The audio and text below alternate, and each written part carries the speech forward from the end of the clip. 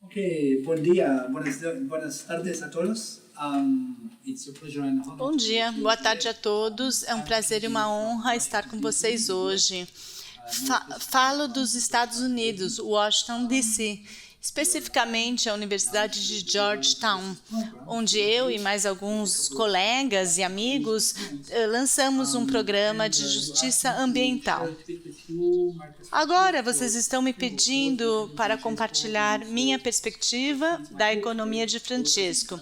Também me pede para compartilhar o que alimenta minha esperança como economista que sou padre e jesuíta.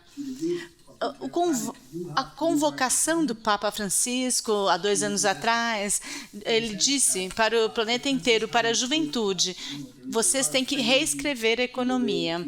É uma convocação incrível. Papa Francisco vê como é uma fraude a forma como entendemos a economia hoje e como colocamos-a em prática e que está matando pessoas. E a forma como ignoramos a mudança climática e o aquecimento global. Na COP26 em Glasgow havia muitas declarações, promessas, mas não havia ações práticas.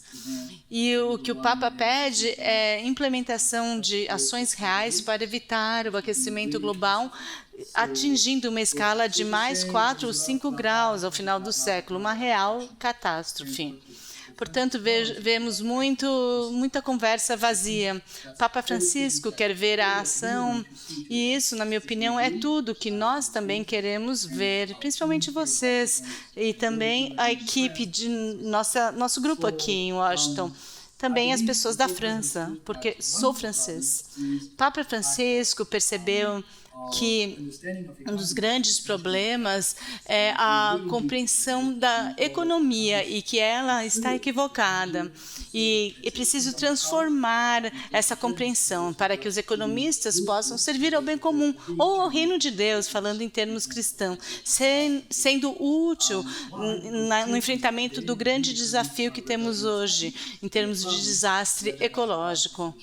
Os economistas hoje em dia são um problema e não parte da solução.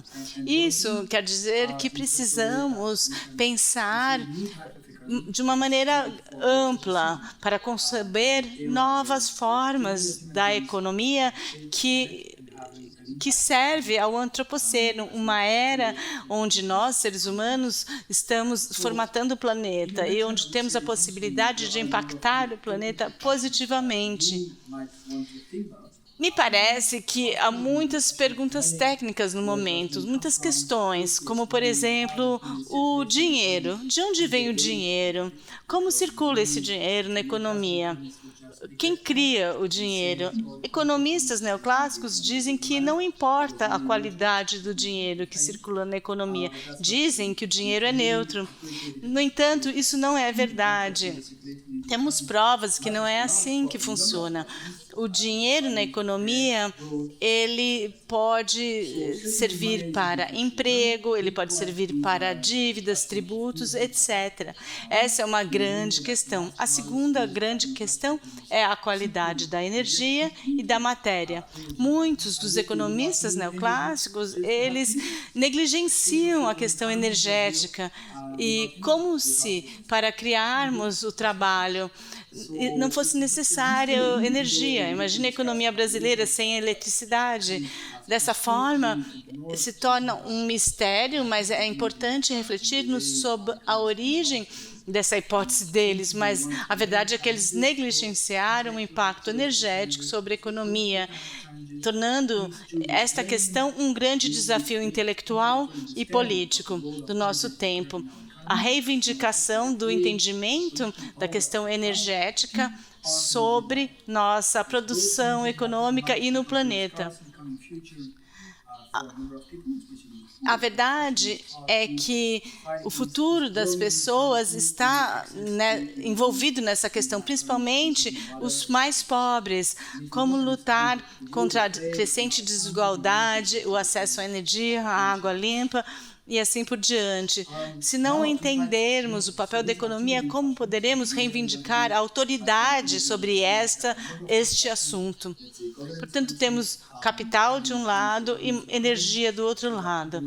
Há outras questões como a governança, como modificar como as empresas têm a sua governança, de forma que as empresas não sejam caixas pretas, apenas para dar lucros aos seus acionistas. Podemos organizar a governança das empresas, tornando-as uma forma onde uma equipe compartilha valores comuns e tenta produzir algo em conjunto, quer seja produtos manufaturados, serviços, num projeto comum, e a partir daí reescrever completamente a governança de empresas.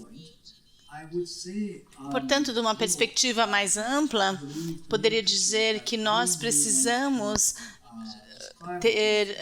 descrever um panorama geral e colocá-lo em prática.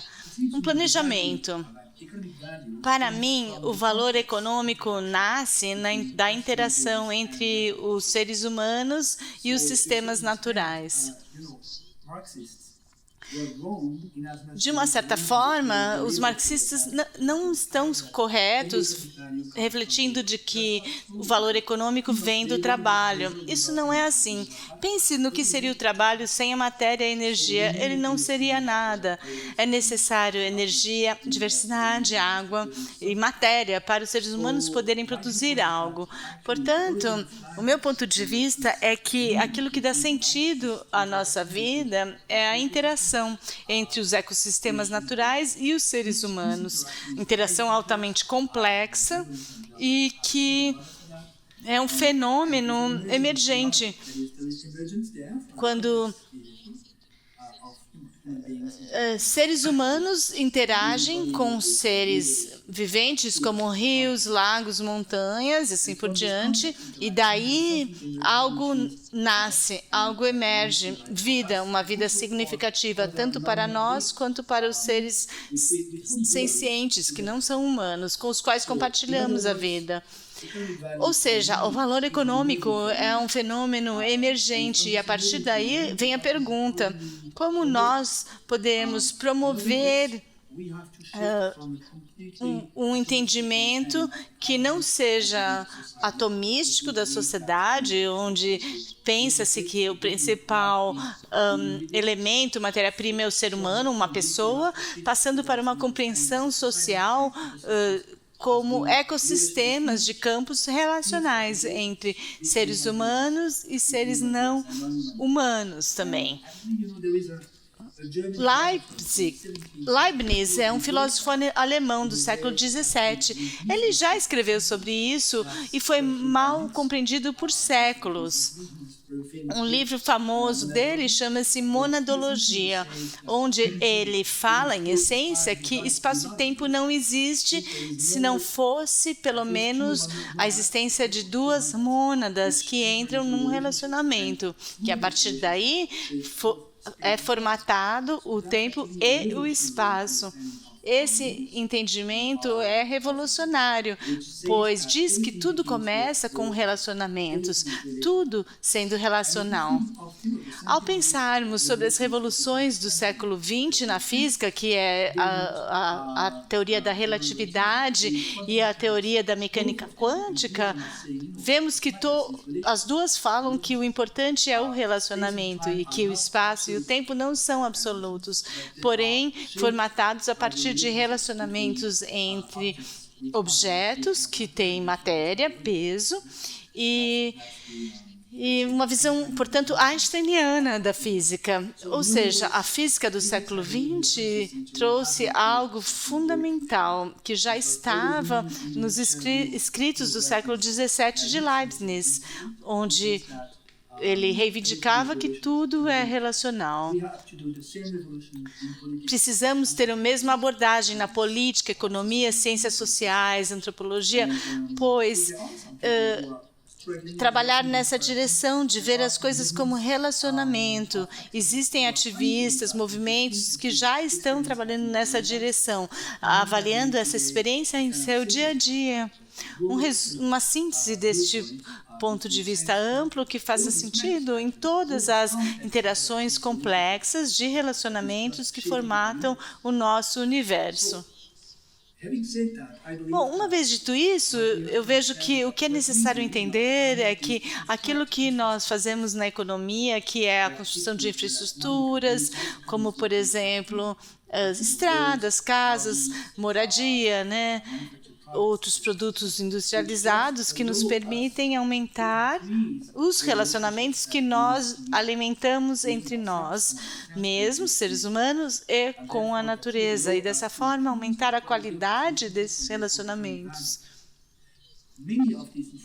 Tudo que produzimos voltado a isso. A infraestrutura é inútil, como, por exemplo, por que ter 2 televisões, 2 piscinas dentro de uma casa? Isso não melhora a qualidade do seu relacionamento que você tem com seus colegas e com um ecossistema ao seu redor.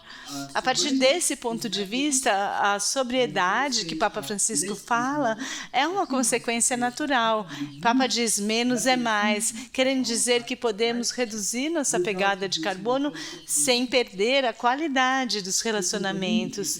Ao acreditarmos que tudo é relacional com esse ponto de vista, é importante reorganizarmos tudo de forma a realmente incrementar a qualidade dos relacionamentos entre os seres humanos e também entre os seres não sencientes e diminuir a nossa pegada no mundo para não destruirmos conforme a sociedade em que nos vemos hoje, destruindo a natureza. Daí temos uma nova compreensão do capital, da riqueza, da desigualdade. Todos esses grandes temas podem ser abordados a partir desse ponto de vista que vê tudo como relacional, como tudo que importa é a qualidade dos relacionamentos. Será que o capitalismo que vivemos torna mais fácil organizarmos nossa vida nesse sentido? Se não, é um capital inútil que não é necessário, e daí nos reorganizamos de forma a termos as coisas que são úteis para incrementar os relacionamentos. Pode-se fazer a mesma pergunta em relação ao dinheiro.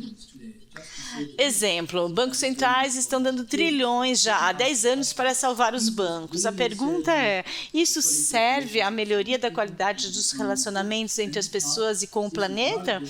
Se a resposta for não, essa não é uma boa política. Do ponto de vista metafísico, e Leibniz diz que tudo é relacional, é importante irmos a questões políticas bem concretas, lidando com políticas tributárias, monetárias, fiscais, a partir desse ponto de vista. Para mim, esta é a agenda intelectual mais promissora, mais desafiadora que devemos implementar nas próximas décadas. Uma vez compreendido isto, teremos esta força intelectual para enfrentar os desafios enormes que temos hoje em dia. Uma crise climática, também a crise política, claro, né? E uma crise da democracia. No Brasil, vocês estão vivendo isso, infelizmente, mas não é só aí, onde há líderes da política que não acreditam na democracia, que não acreditam num debate público e que estão tentando matar a democracia. Isso também vemos nos Estados Unidos, onde, por exemplo, alguns dos republicanos estão tentando reduzir os direitos de voto de pessoas de classes sociais, onde existem muitos, entre aspas, negros votando pelo Partido Democrata, e para evitar isso, eles estão buscando retirar o direito deles de voto, o que é realmente incrível nos dias de hoje. Temos isso também na França, na Europa, vemos coisas que são bastante preocupantes. Portanto, nesse sentido, eu vejo que a tarefa de vocês hoje é se encherem de esperança, porque eu acho que isso é possível, e tentar debater entre si o que podemos fazer, debater entre si. Da Universidade de Georgetown, nós queremos fazer uma proposta. Então, organizaríamos um website que se chamaria algo como Economia de Francesco, hospedado na Universidade de Georgetown, onde vocês escreveriam aquilo que vocês acreditam ser a economia de Francesco. Mas aí você ia estar não sozinho, discutindo com pessoas da Argentina, do Líbano, que está numa situação muito complicada hoje também, mas também com a Tailândia, com a Bélgica, com os Estados Unidos, etc, etc. Então, essas conversas estariam sendo organizadas, escrevendo este website, e minha esperança é que daqui a um ano e meio, vamos ter um lugar bonito, onde as pessoas vão poder encontrar como se fosse uma Wikipédia da economia de Francisco. E daí a gente organizaria uma viagem, provavelmente para Roma, e vocês apresentariam o seu trabalho para o Papa. O Papa fez um chamado para vocês e vocês vão responder ao chamado deles. Vocês falariam: ei, Papa Francisco, estamos aqui trabalhando. Aí vocês poderiam iniciar uma conversa onde vocês falariam para a minha geração aquilo que vocês pensam que deve ser a economia do futuro. Eu tenho certeza que vocês vão ter êxito nisso. Obrigada.